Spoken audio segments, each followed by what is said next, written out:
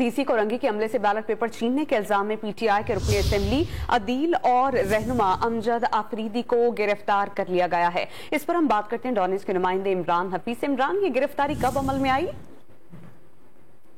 देखिए समी, ये दो मुख्तलिफ मकामात हैं जहाँ पर इस किस्म के वाकयात पेश आए हैं। पहला वाकया जो है वो बल्दिया के अंदर पेश आया था, जहाँ पर प्रिजाइडिंग अफसर को अगवा करने और इसके अलावा जो है इनसे बैलेट पेपर छीनने के इल्जाम में जो है अमजद आफरीदी को गिरफ्तार किया। जबकि दूसरा वाकया जो है वो कोरंगी के अंदर पेश आया था, जहाँ पर डीसी ऑफिस के अमले से वहां पर बैलेट पेपर छीनने की कोशिश की गई, जिस पर वहां पर रुकन असेंबली अदील को जो गिरफ्तार करेगी। ये दोनों जो है पीटीआई के रहनुमा है।